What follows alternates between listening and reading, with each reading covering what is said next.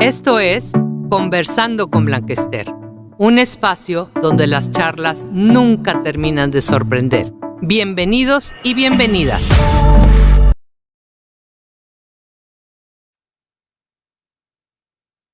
Hola, bienvenidos y bienvenidas a otro martes de Conversando con Blanquester.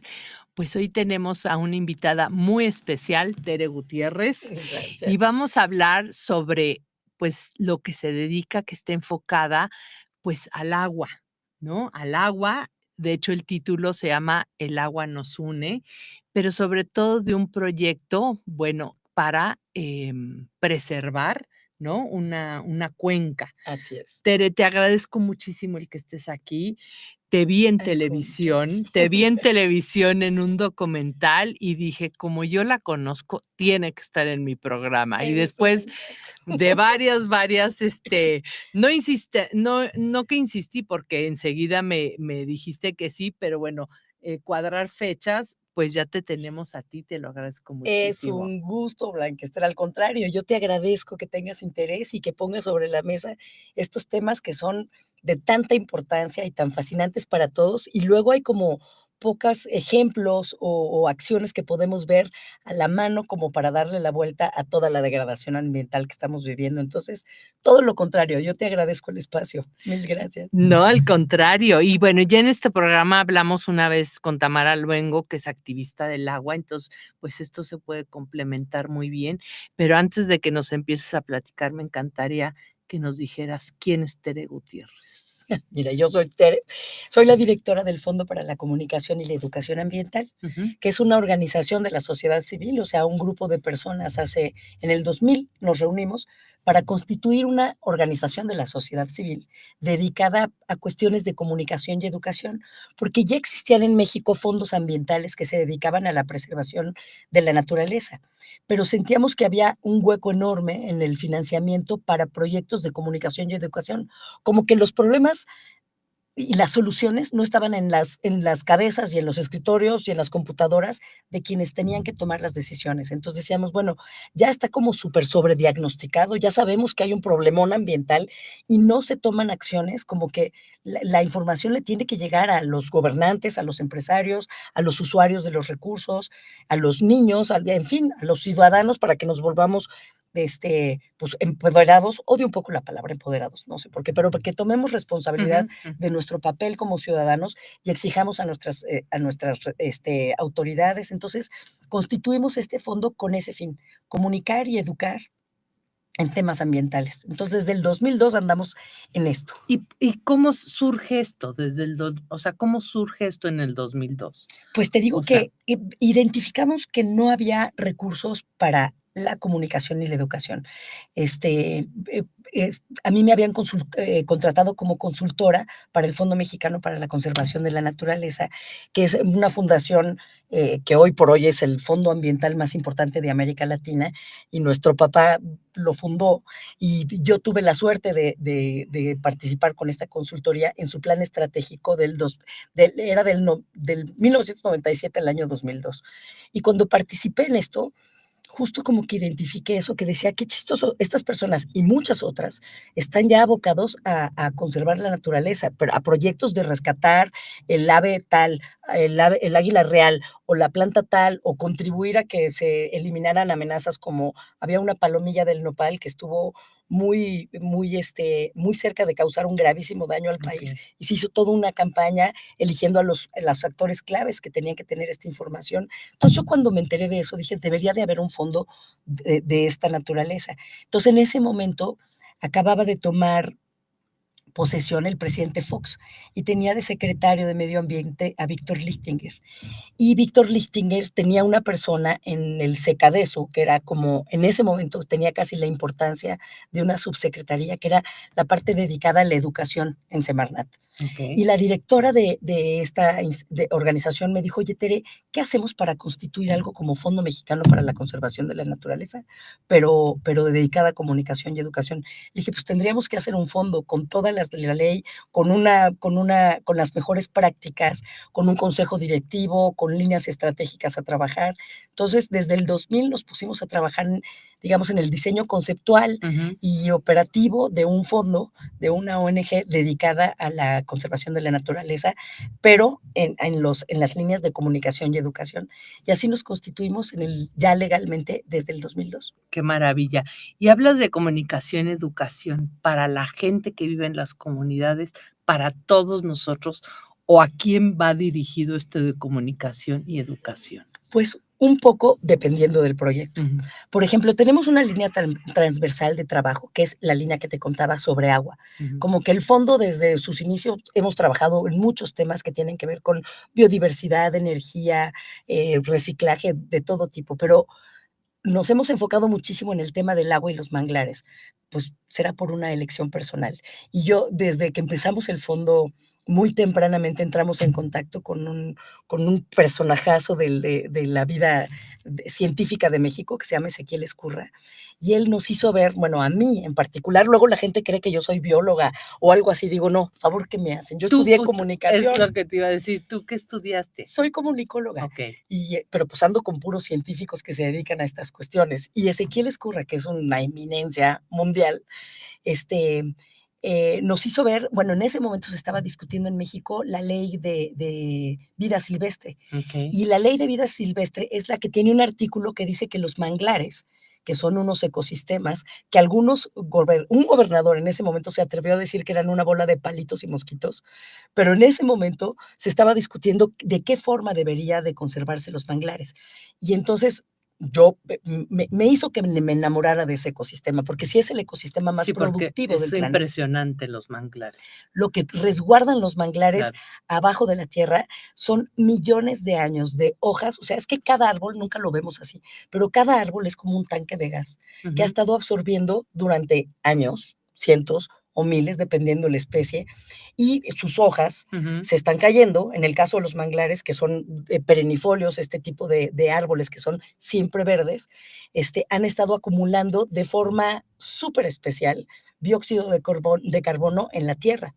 Entonces, hoy que sabemos del cambio climático y de la conveniencia de proteger los ecosistemas como la mejor de las alternativas para enfrentarnos al cambio climático, sabemos que los manglares son estratégicos y es el lugar que más debemos preservar, en el que más deberíamos estar preocupados, porque además de ser el mejor reservorio de dióxido de carbono, representan una barrera natural contra los huracanes y los ciclones, y además resguardan una cantidad de vida, porque son como los cuneros de la vida del mar.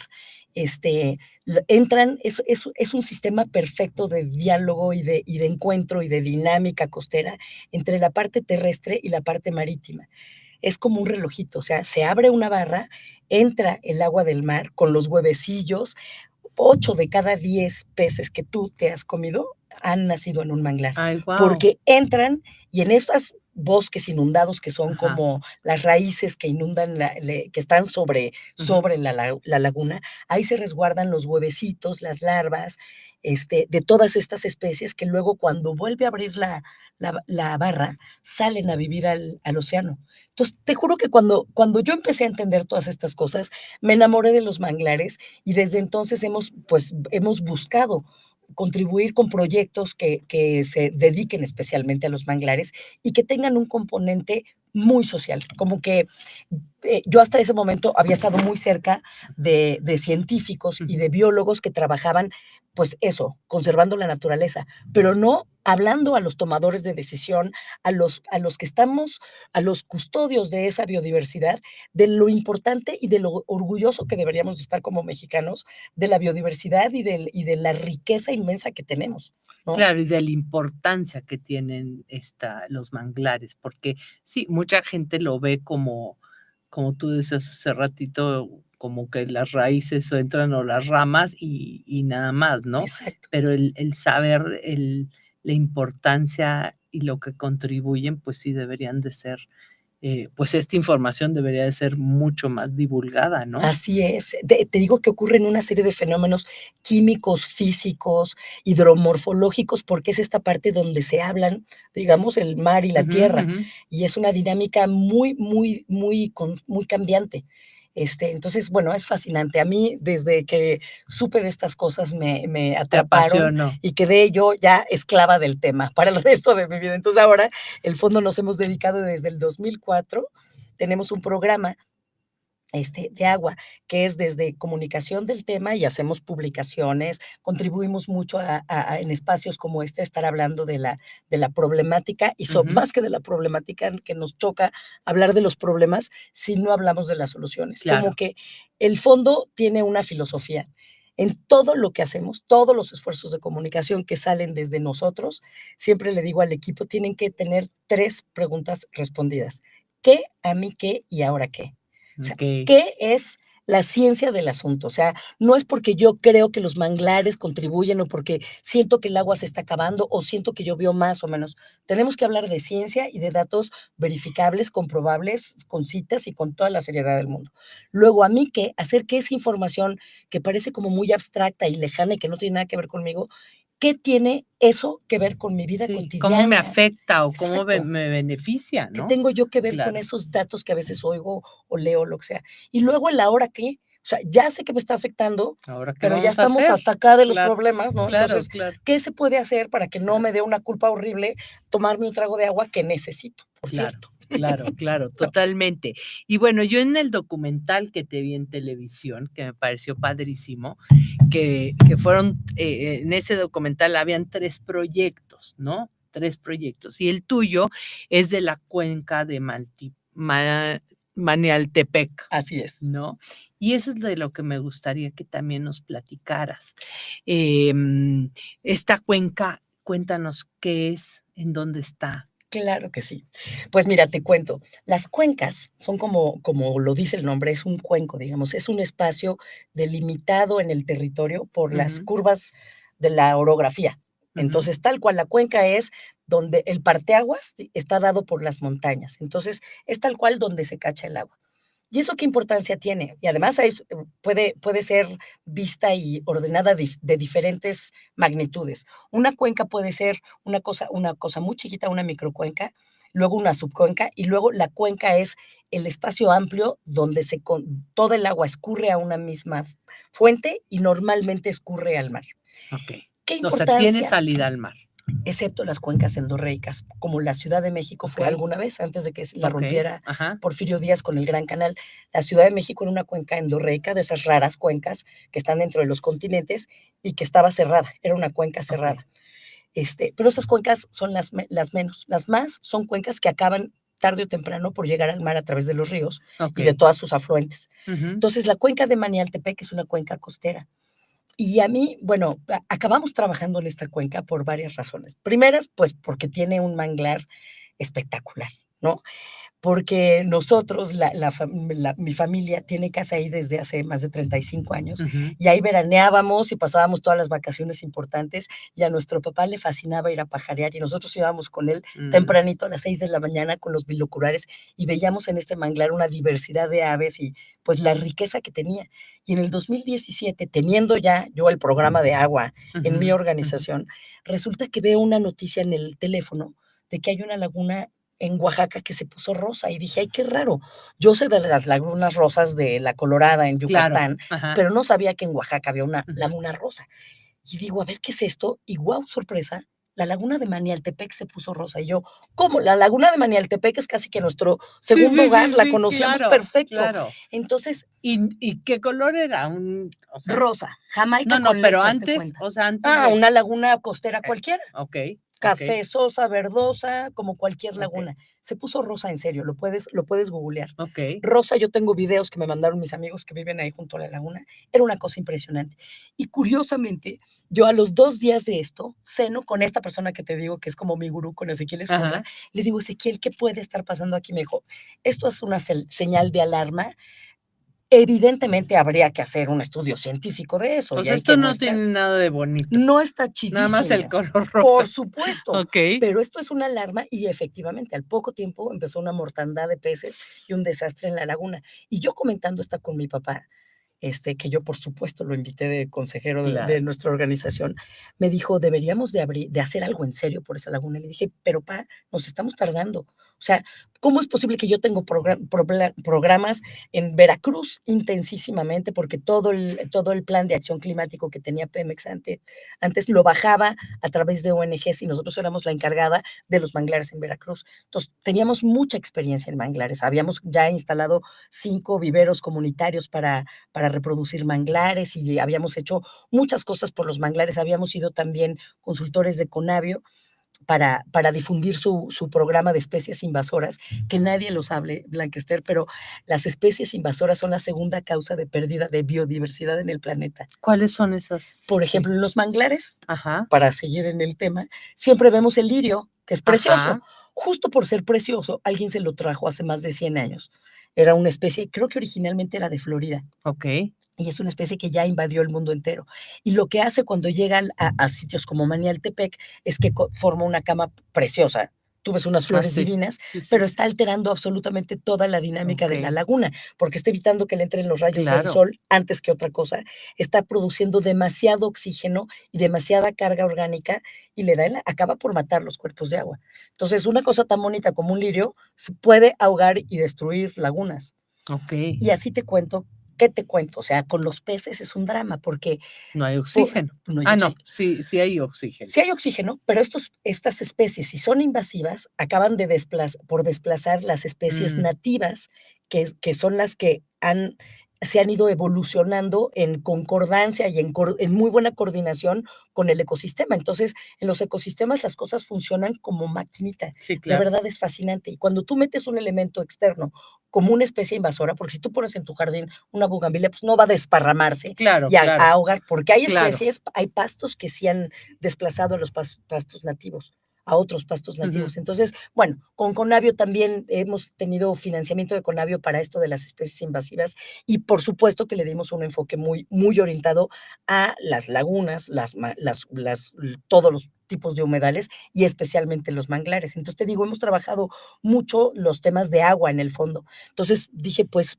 perfectamente viene al caso que pasemos el sombrero entre los cuates. claro, En ese momento dijimos mi papá, pues tú y yo vamos a poniéndole un dinerito y vamos a hablarle a nuestros vecinos que también tenían casa en Puerto Escondido y también iban mucho a esa laguna.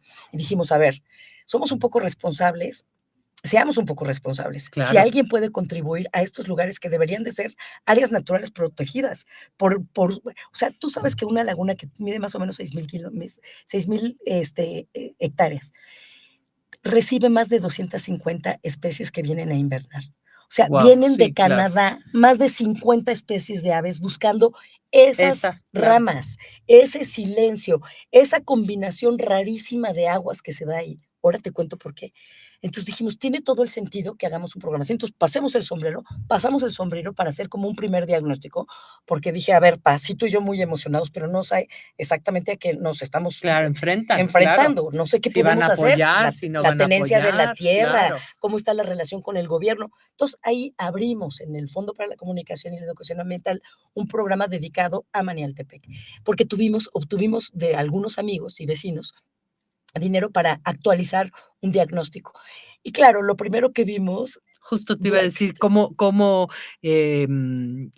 vino esta degradación. degradación? ¿Cuáles fueron las principales causas? Pues mira, las causas, como te decía, lo que a nosotros nos alertó fue la que la laguna se puso rosa. Ujú, Pero luego, cuando ya hicimos el diagnóstico, pues dijimos, nosotros no podemos proteger una laguna cuyo único aporte de agua dulce es un río que mide 43 kilómetros y que nace a 480, Guau, casi dos de mil quinientos altura. metros de altitud. Es la maravilla, y por eso somos el cuarto lugar en biodiversidad, por la Sierra Madre oriental y occidental y toda esta Todo lo que orocultura, se combina. todo, el eje neovolcánico, el Pacífico, el Atlántico. O sea, sí somos un lugar muy privilegiado. Lo que pasa es que ya nos acostumbramos los Claro. mexicanos, pero de verdad somos unos suertudotes y tenemos una Probablemente enorme responsabilidad. probablemente porque la gente no sabe cómo funciona todo esto, no sabe que todo está o sea, Sí, todo está enlazado, ¿no? absolutamente. Y eso es lo que creo que es muy importante, que la gente sepa que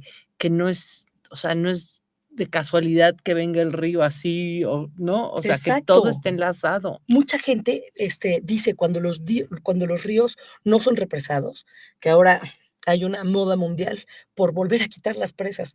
Se pusieron de moda las presas para Ujú, controlar ujú, las aguas, para controlar la forma en que se irrigan ujú. cuenca abajo los ríos y demás. Y ahora nos estamos dando cuenta del enorme drama que es haber represado los ríos, ¿no? Porque los gobernantes, claro, decían: "Pues esas aguas ocúpalas, se van a tirar al océano". Digo, pero nada se tira en este planeta, o sea, justo el océano, y casi siempre están asociados los manglares con los arrecifes.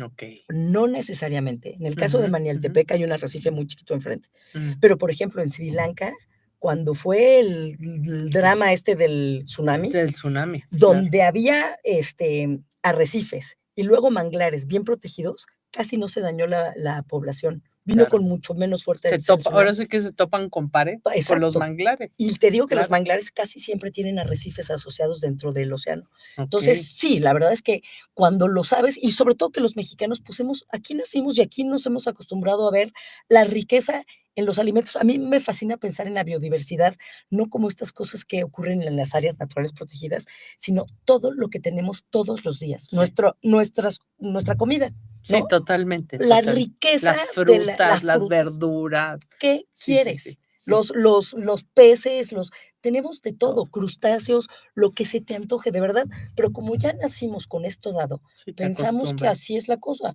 pero no, Oye, que así es la cosa, que así seguirá y que así seguirá. y lo peor de todo es que nadie lo cuida, entonces va a llegar un momento que, o sea, como muchas especies se estarán acabando, Exactamente, Blanquester. ¿no? O sea, la situación ambiental sí está en el planeta entero, está en Ujú. una grave, grave crisis, y sí, como generación tenemos una responsabilidad única, ¿eh? Como civilización, nunca la humanidad como especie se había enfrentado a lo que necesitamos. Esto es un llamado de atención y esta es una oportunidad única que tenemos. Entonces, por eso cuando vemos ciertas actitudes de ciertos gobernantes como Trump, que con la mano en la cintura se salen de un acuerdo internacional que ha tomado años de negociaciones, de mediciones y demás, dices: "Hijo, estos son pasos para atrás, que esta cosa ya parece ser irreversible". Digo, estamos en los últimos momentos que valen oro como para estarnos echando para atrás, ¿no? Claro, Entonces, claro, bueno, ya no vamos a hablar de eso,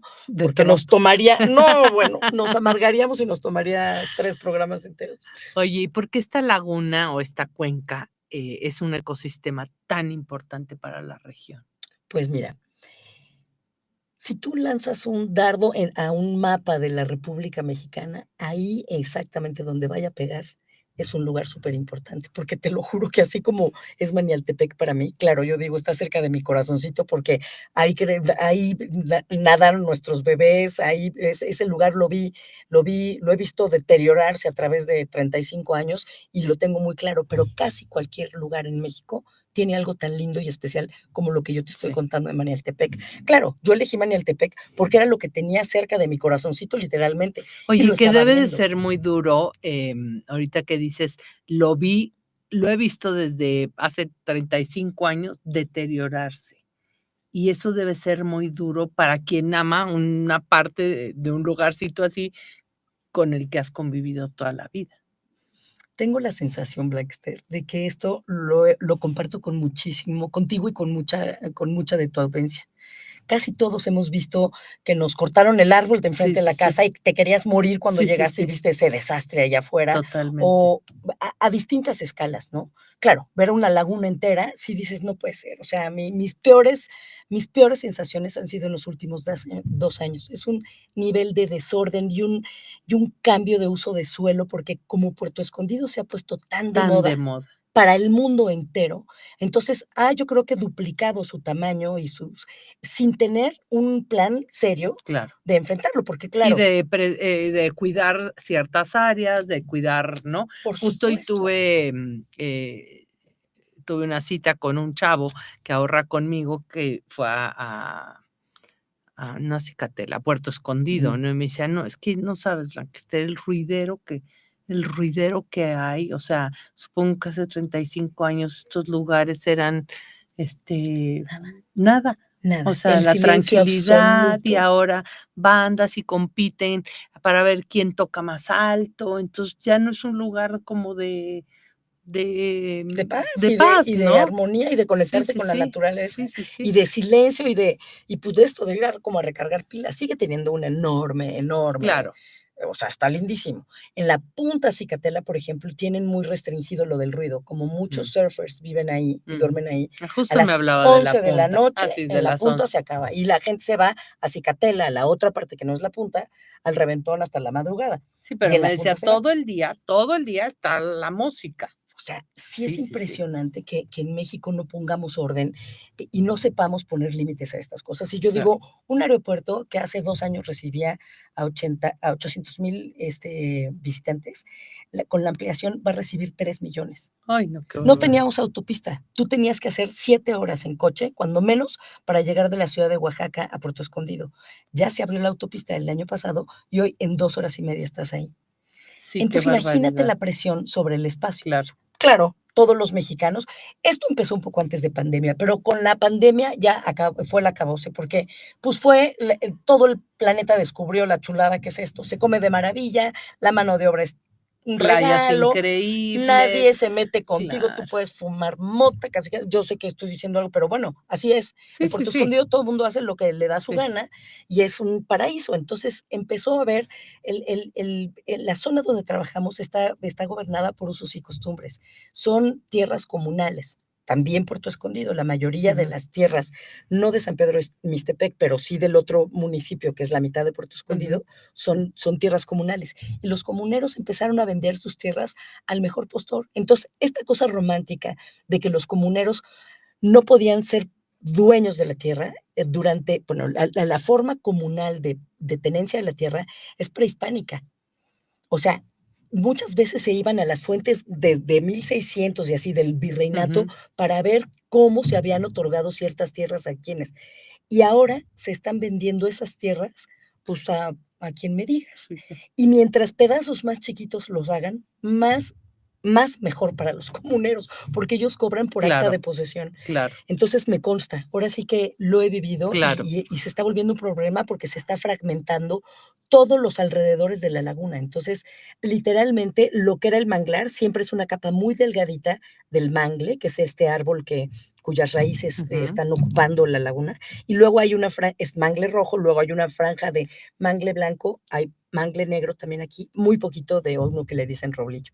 Pues todo eso es una capa muy frágil, así de poderosa como la vemos por la inmensa producción y bola de procesos que están ocurriendo en Ujú. el manglar, es de una delicadeza y de una fragilidad impresionante. Y todos los alrededores de la laguna ya se están, fraccionando para viviendas. Entonces, Ay, con no, qué el terrible. correspondiente mugrero que todo eso representa cuando no hay una gestión de los residuos responsable. Claro. Y como te decía, cuando hicimos el diagnóstico, pues nos dimos cuenta que cuidar la laguna está en chino si no cuidas el aporte de agua dulce que le trae el río.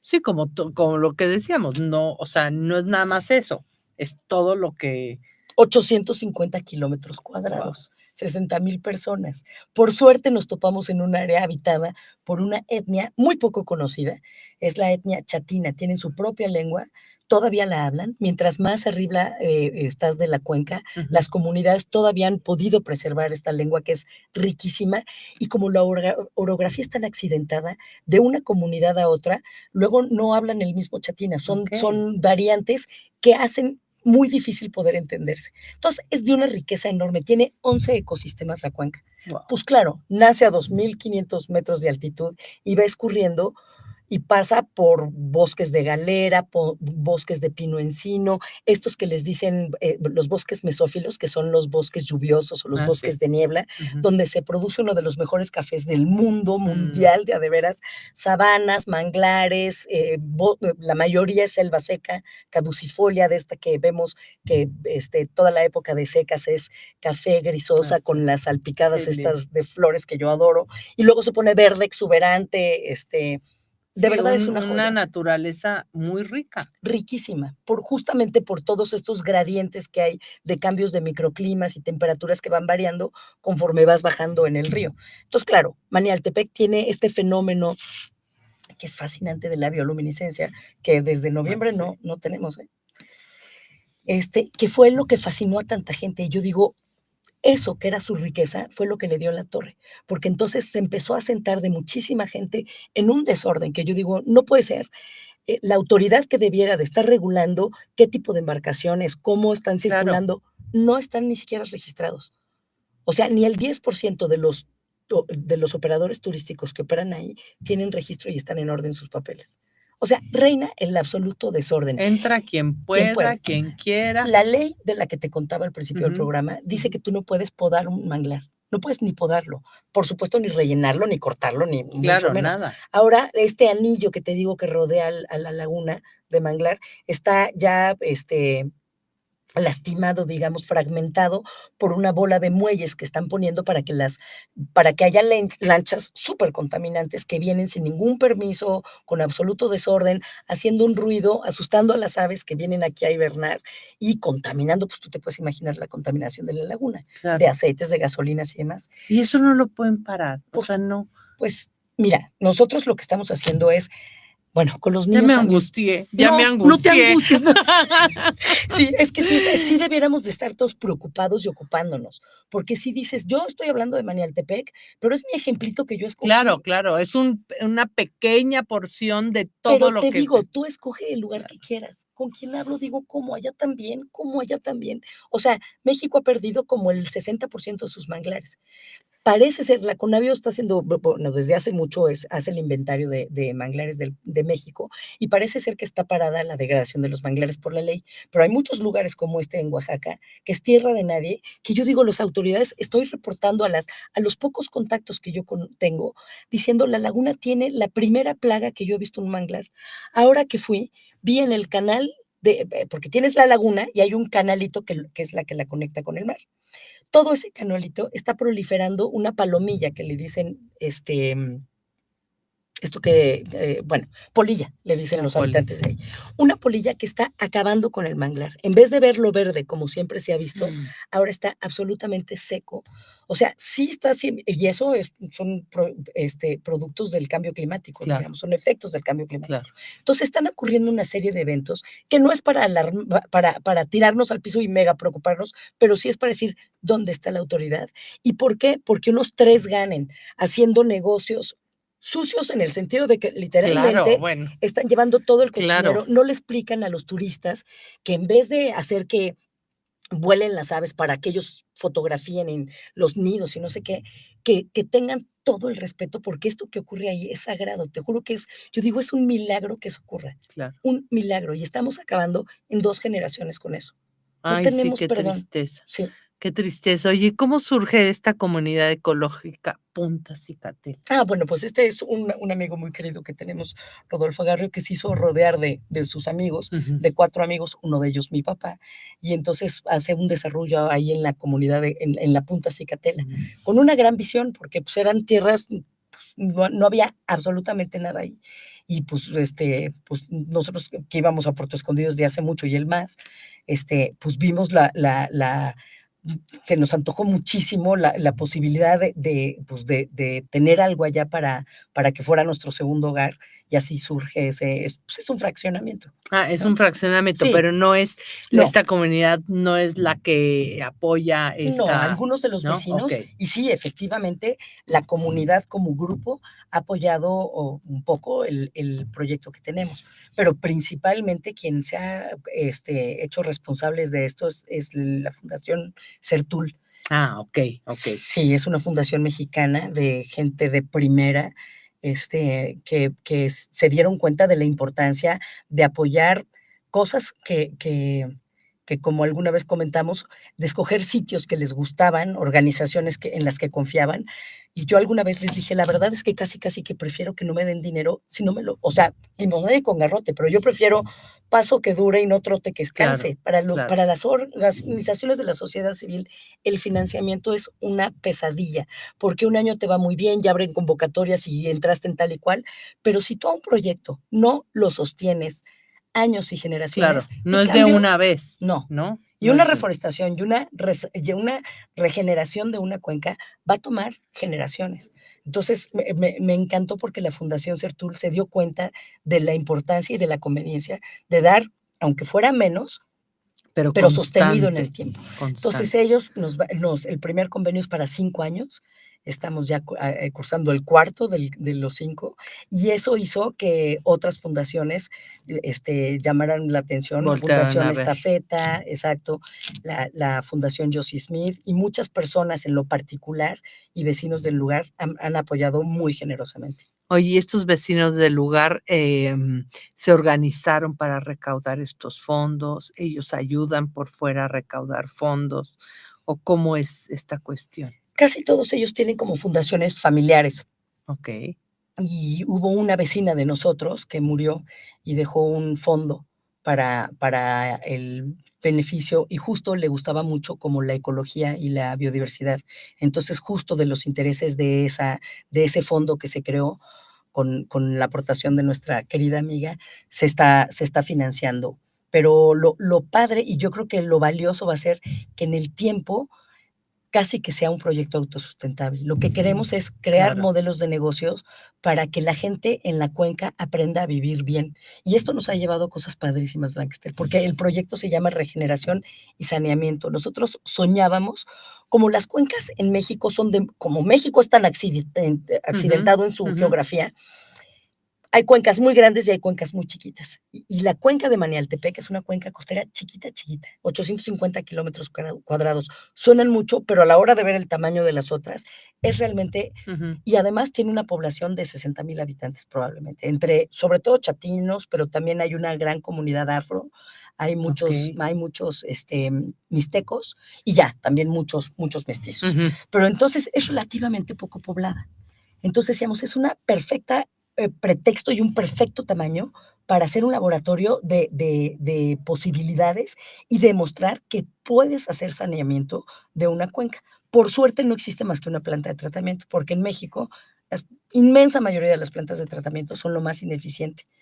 Entonces, O lo sea, que no más sirven. no sirven. Tienen, incluso dicho por la propia Conagua, el nivel de eficiencia de las plantas de tratamiento, como fueron diseñadas para operar con altísimo consumo de electricidad, no pueden pagar esas cuentas. Ay, Entonces no. trabajan ahora sí que a ratitos y, entonces la mejor planta de tratamiento, ahora lo que se usa son las soluciones basadas en la naturaleza, que son es un poco replicar lo que está haciendo la naturaleza a diferentes escalas. Y la Okey, mejor forma de sanear el agua es con humedales, pero claro, necesitas áreas enormes, ¿no? claro. Entonces estamos tratando de poner biofiltros, bebederos de agua para el ganado, para que el ganado no venga al río, Ah, y sobre todo lo que a mí me trae loca, desde hace 2 años estamos haciendo ciencia ciudadana con los habitantes de allá. Habitantes que con trabajos hablaban español, ahora están haciendo física, química, mm, hidromorfología y biología en el río Manialtepec. Están midiendo y subiendo a un software especial que hicimos el caudal del río cada mes con mes. o sea, van llevando todas las El ahora sí que estudio, el estudio, un sí. estudio La gente químico que vive a ahí, que los no claro, los pobladores. mismos Entonces, pobladores. no es lo mismo que yo les venga a contar que el río está contaminado y que los agroquímicos, porque claro, a ver, el aporte de agua, a la laguna por el río Manialtepec, ya trae mucha contaminación porque trae muchísimos agroquímicos. O sea, los agroquímicos están siendo, pues, un drama, están contaminando nuestras tierras y nuestros acuíferos en todo el territorio. Y por otro lado, son poblaciones bien marginadas. Están todos estos municipios, son 6 municipios, Ujú. están catalogados como de baja de alta marginalidad o media marginalidad, o sea, son comunidades pobres. Entonces, regresan todas las aguas residuales sin ningún tipo de tratamiento a los ríos y a los afluentes, y Mm, entonces todo eso, pues, está causando un grave problema en el río claro. Manialtepec. Y luego se está desviando el río en muchos lugares para regar, ¿no? Pero regar de la manera más eficiente, y ese es el problema más importante en México, porque el 77% del agua en México se usa para la agricultura. Entonces, lo que tenemos que hacer ya es crear formas inteligentes y sustentables de regar o De la otra tie manera, exacto, de y de otra elegir manera, cultivos que claro, no sean tan demandantes de agua, es un claro, poco por los claro. 2 lados, ¿no? Oye, y toda esta gente que dices de las comunidades, los fueron a capacitar, los juntaron, hablaron con ellos, y digo, por supuesto, ellos son los más afectados, entonces se dan cuenta de esto, y ¿cómo hicieron eso? Pues mira, siempre las soluciones no vienen de nosotros, se construyen conjuntamente. Entonces, Ujú. lo primero que hicimos fue ir a platicar, por ejemplo, nos dábamos cuenta de la deforestación, otro problema gravísimo de la cuenca, porque la gente vive en comunidades tan aisladas en la parte media y alta de la cuenca, siguen cocinando con leña. Ajá. Entonces fuimos a platicar con las señoras porque según nosotros que les íbamos a dar unas capacitaciones de Excel y computadoras y no sé qué, por supuesto, burrada y media, porque a la hora que llegas allá, las señoras nos dijeron nuestra preocupación son los montes, porque ya no tenemos leña, ya nos acabamos la leña. Entonces, desde hace 3 años también tenemos un programa de estufas ahorradoras de leña que yo adoro porque Mm. esto nos ha servido para entrar a los hogares de las comunidades chatinas, tratar a las señoras, que es un mundo fascinante, genuino, poco tocado, digamos, por la vida agitada, no sé si Ay, decir occidental, es una qué lo mejor que te padre, puede pasar qué es ir a echar padre. tortillas con estas Ya me te personas. van a tener que Ah, no, invitar, sí, ¿eh? ah, no, sí. Me van a tener que invitar. De verdad que sí, porque es un privilegio. Y creo que es lo que a lo que yo le doy más importancia, la ganancia más importante de lo que hemos hecho. Hacer que nuestros vecinos, y como nuestros vecinos, muchísima gente que no ha volteado a ver estas comunidades, Voltea a ver voltee a las verlas. comunidades. Porque yo es lo que digo, estamos haciendo un cambio, tendrían que venir ustedes a ver estas mujeres cómo viven una vida que no puedes creer que en el plano siglo XXI estén Sí. viviendo. Y estas mujeres pasan 10 horas echando tortillas y contaminando sus pulmones, haciendo un daño a su salud y a la salud ambiental, que ahí te encargo. Sí, Con pero una ellas no estufa tienen o sea, ese tipo de gente, estas comunidades, así han vivido y, pues sí, tienen que ir a cortar leña, ¿no? tienen O que ir a sea, cortarle exacto, para vivir, ¿no? para calentarse, para Entonces no se cocinar, dan ni están conscientes del daño que se hace, del daño que o sea, que se se hace presenta a su a propia su salud. salud, ¿no? Exactamente. Entonces, vamos a las comunidades siempre. Ahora ya solito esto explotó. Te juro, Blanca, que yo tengo buena estrella, buena estrella. O sea, yo empezando a hacer en Manialtepec lo que estábamos haciendo del saneamiento, los biofiltros y así, me habla un amigo y me dice: "La embajada suiza acaba de abrir", porque yo a los de Sertú les había dicho que íbamos a hacer con el saneamiento, pero nada más, y la educación ambiental y demás. Pero me dice: "Están abriendo una convocatoria para cambio climático y mujeres". Y yo acababa de platicar con Mm. las mujeres del problemón que tienen con sus ¿Y por qué cambio anafres, climático y mujeres? porque se dan cuenta, pues, de Que que en México cualquier fundación o cualquier iniciativa importante de una cooperación binacional ahora aborda el tema de género. ujú, O sea, países como México, donde el patriarcado okey. ha dejado una huella muy profunda y la condición en la que viven estas mujeres sí es realmente lamentable. Estas mujeres que yo conozco y que cualquiera de nosotros podemos conocer, ¿eh? Hay muchas de ellas que ahora viven en México. Pasaban 10 horas aspirando esos humos, sin darse cuenta del daño que se estaban haciendo a sus pulmones y sin darse cuenta del daño que le están haciendo al bosque. Claro. Porque resulta que la leña es el combustible más limpio, porque tiene el ciclo más corto. Mm. El gas es tremendamente, o sea, todos estos fósiles que ahora que están retomando fuerza con Trump, es lo más contaminante que puede hacer el planeta.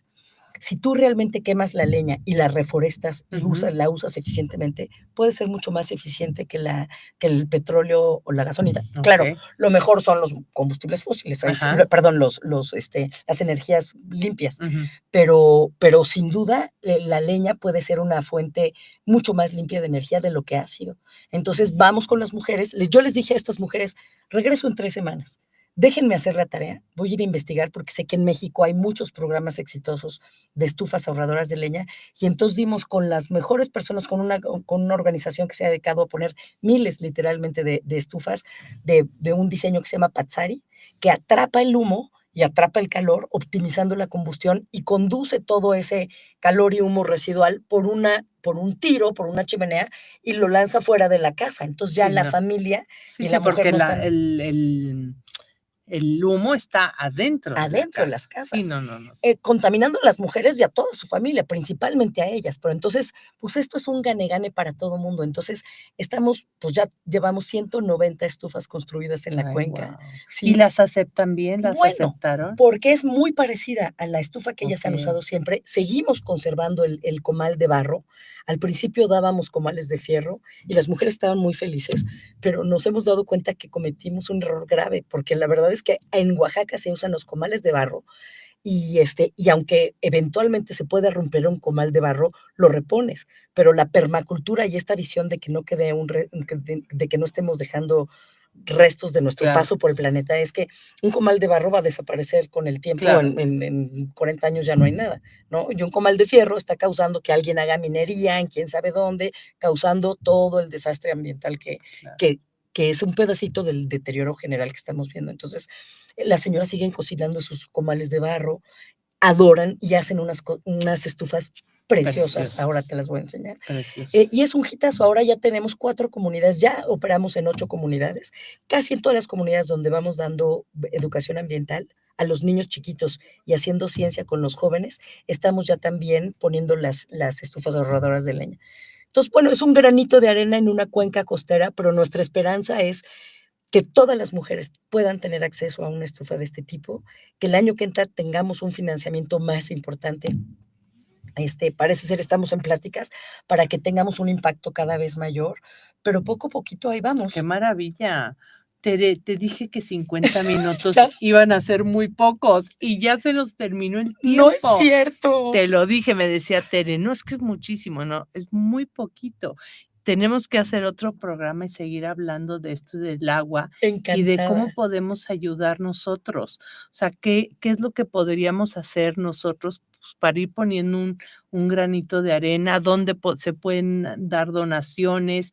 Diles ahora sí que a la audiencia cómo, si se quieren poner en contacto contigo para, pues, para poner un dinero ahí, ¿no? Excelente, pues con mucho gusto nosotros somos donataria autorizada. Por Okey, supuesto, damos recibos deducibles de impuestos. El 7% de la base gravable de cualquier ciudadano que pague impuestos o empresa es deducible de impuestos. Entonces, escojan la causa de su preferencia y pero bueno, dónennos. vamos a hablar de esta causa, Yo ¿no? digo Bueno, que esta o sea causa es hermosa. Mis datos es Teresa, como mi nombre, ajá, @fcea okey, .org.mx. okey, Ahí me escriben y les puedo dar más información.